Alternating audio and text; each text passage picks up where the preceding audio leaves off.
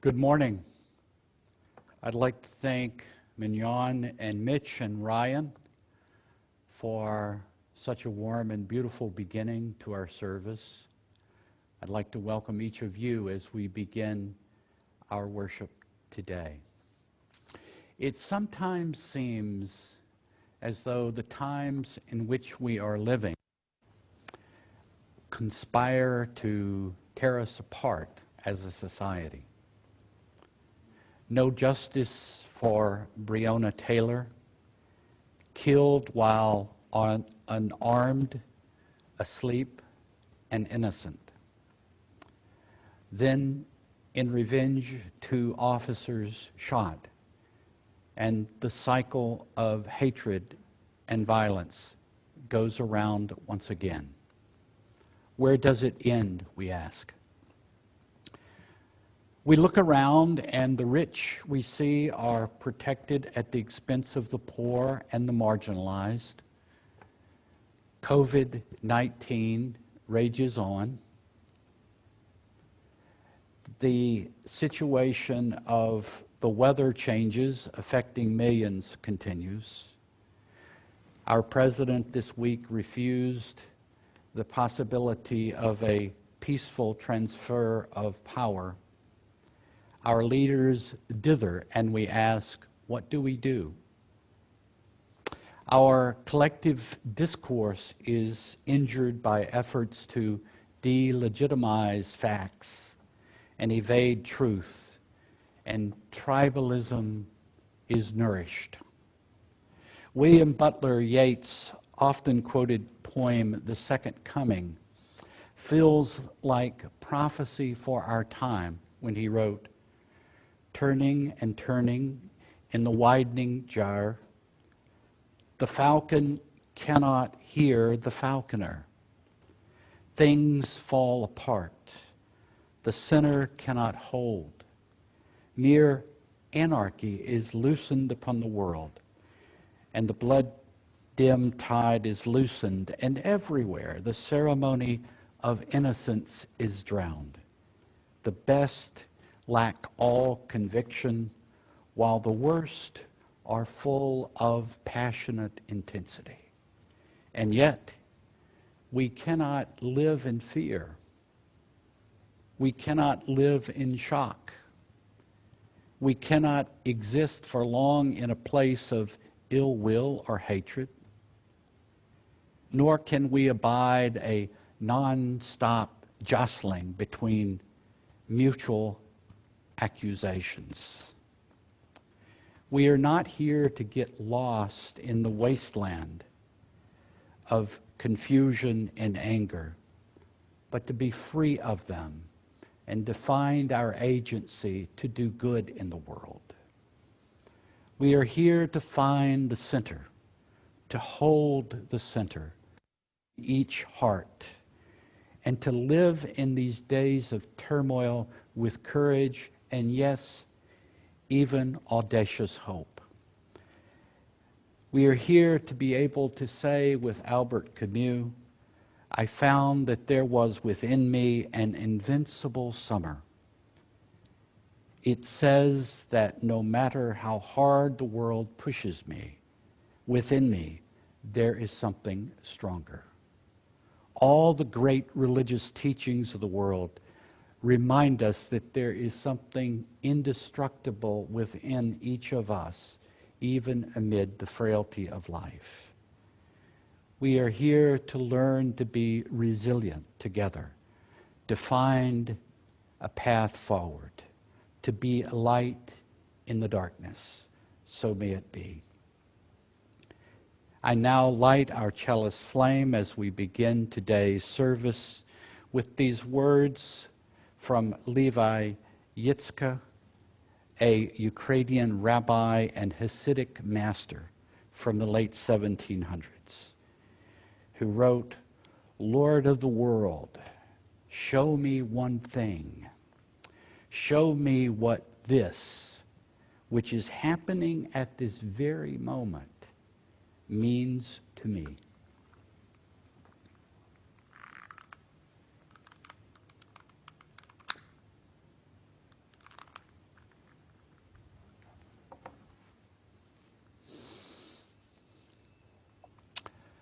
I'd like to thank Pam for that beautiful and moving story. I would also like to thank the choir for their singing today. The choir, I hope you know, your presence adds so much to our service when you are participating.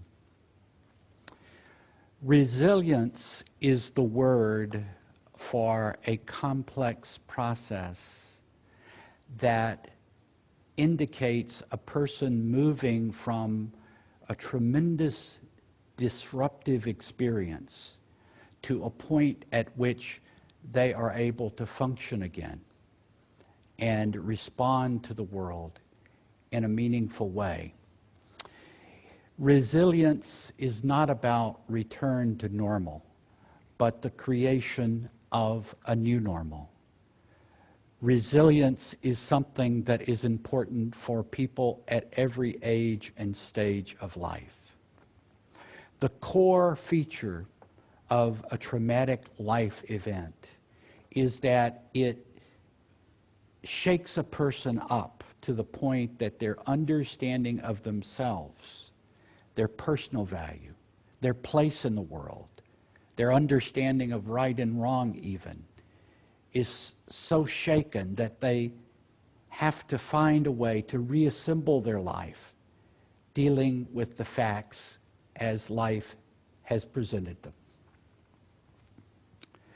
Traumatic life experiences and our responses to them can not only alter one life, but the lives of many people, and not only at one time, but for generations.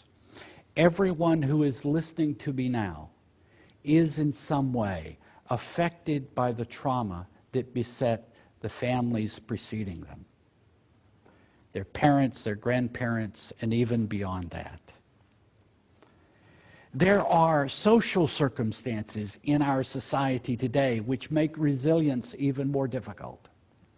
The competitiveness, the materialism, the scarcity of social support systems, and the isolation of people, particularly the elderly, in our society, is a threat to our well-being and a threat to resilience.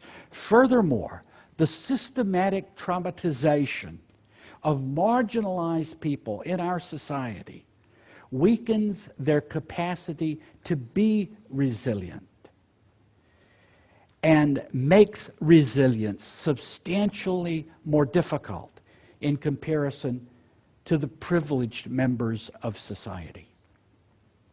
Resilience can be viewed at any level of life: the individual, the family, the congregation, the city, the town, the state, the nation, the world. But for simplicity's sake, I am focusing on resilience on the level of the individual. I have spoken about resilience as a combination of 8 different forces, and I have gone over those very briefly in my 2 preceding sermons.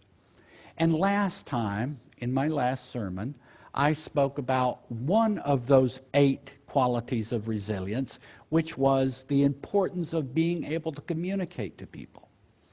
And today I will dwell on the 8th of those conditions of resilience, namely the one which says practice compassion for self, forgiveness for others, and the art of letting go. But I am going to focus on a subset of that condition, which is the phrase, practice compassion for oneself. We are all familiar with the phrase, be compassionate towards others. We are less familiar with the phrase, be compassionate toward yourself. In fact, to many of us, the phrase, be compassionate towards yourself, really doesn't make a lot of sense. However, compassion directed by ourselves toward ourselves has been found by research again and again to be a very important component of resilience. Think about it. Compassion towards self is really not all that odd and certainly not unnatural. Compassion for self belongs to the same family of feelings and emotions and attitudes as does our instinct to jump out of the way of a car that might be coming towards us, or the same impulse that has us to eat and drink and remain healthy and alive. Still, the act of directing compassion towards oneself may seem completely alien to many. However, let us take note of a few things. First, consider the fact that religious traditions through the ages have affirmed the importance of compassion and love of self. Consider the words of the Buddha. You may search the whole tenfold universe and not find a being more worthy of love and compassion than the one seated here, yourself. And Jesus, in response to the question, Teacher, what is the greatest commandment? Replied, love the Lord your God with all your heart and all your soul and all your mind. And then he said, and the second is like it, love your neighbor as yourself. This quote implies and confirms the importance of loving oneself as we would love others.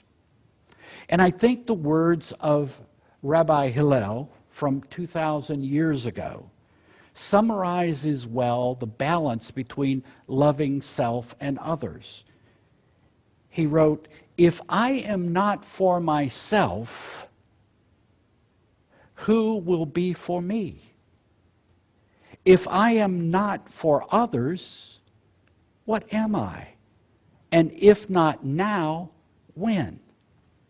And finally, consider the golden rule. The golden rule, something I have spoken of before, is unusually widespread among the great religions of the world, having sprung up at different places in different times without there being any connection between the origin source.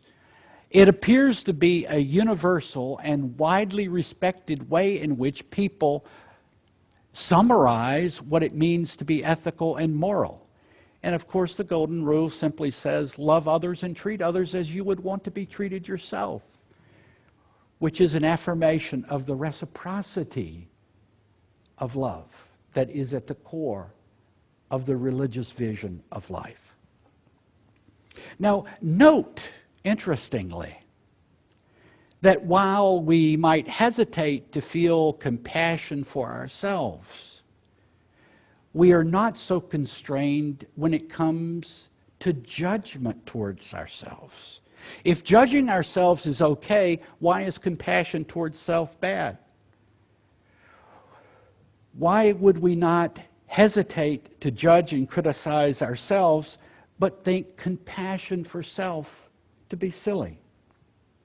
I have noted in some previous sermons that one of the difficulties in finding people who will be open to others who are going through difficulty is that human beings show a proclivity to be uncomfortable with the anguish that others might experience, to be uncomfortable with tragedy, with difficulties that others might be experiencing. Could it be that that same force that makes us turn our eyes away from those in need is the same force that helps us turn our own eyes away from our own suffering? Consider this. No one knows the nuances of our personal suffering better than we ourselves. And we could never teach another person, if we spent our whole lifetime, what exactly the details and nuances of our struggles actually mean? The following process is a passage and a process that has worked very well for many people I have known directly and have worked with. It is a way to actualize this attempt to be compassionate towards oneself. First, visualize yourself in your mind's eye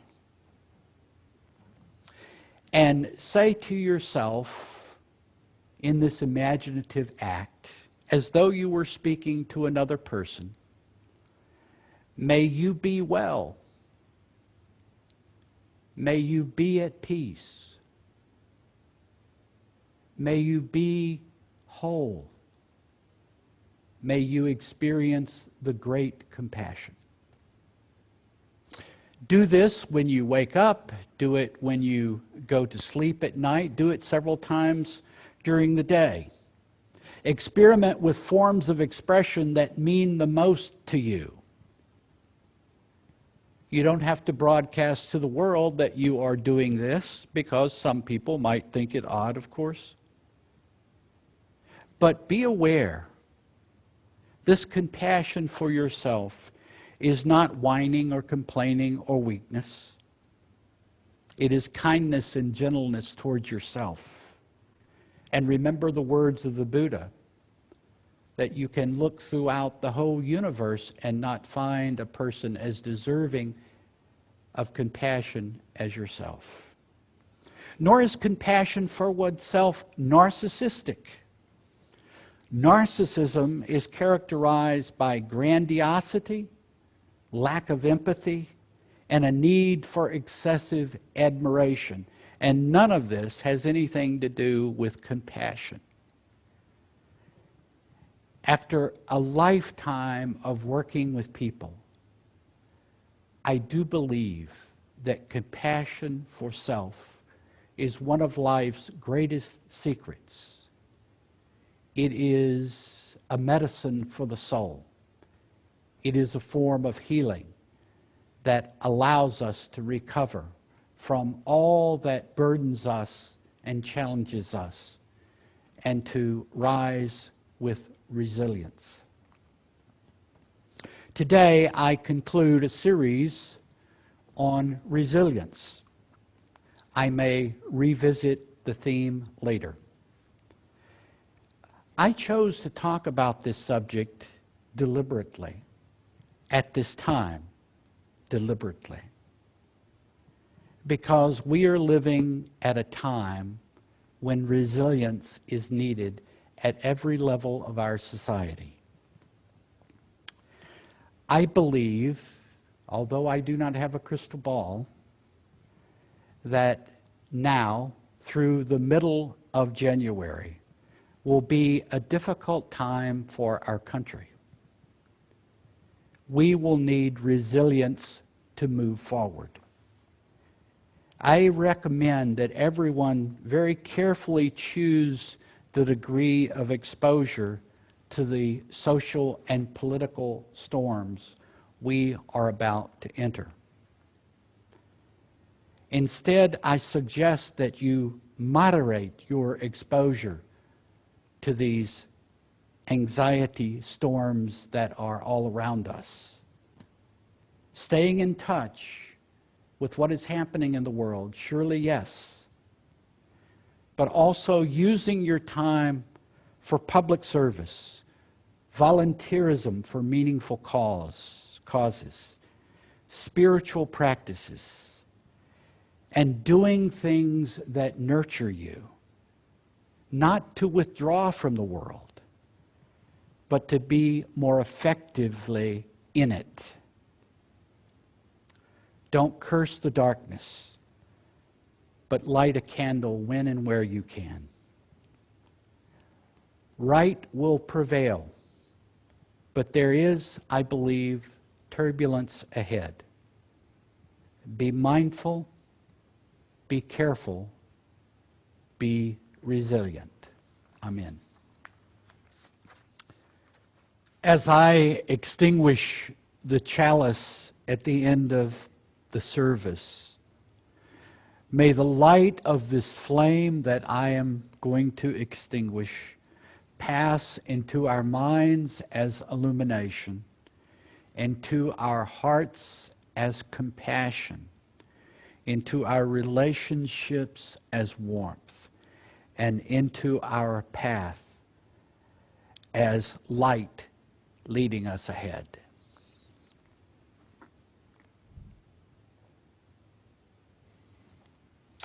I share with you these words of benediction from teacher Sylvia Borstein, author, teacher, and meditation teacher. We are working on habituating our minds to kindness, because in a life that's inevitably difficult and challenging to everybody in it, meeting it with kindness is the most comfortable way to be in the world, for oneself and for everyone else with whom one interacts. Life is difficult for everyone. People, ordinary people, are heroic. We have disappointments left and right, even in the best and most charmed of lives.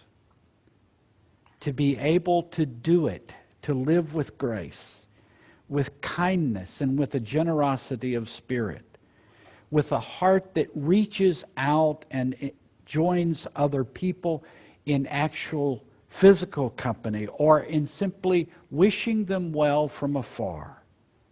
To be able to see life as a temporary gift that is going to run out, but is also in this moment and every moment a great privilege. This is what it's all about. Amen.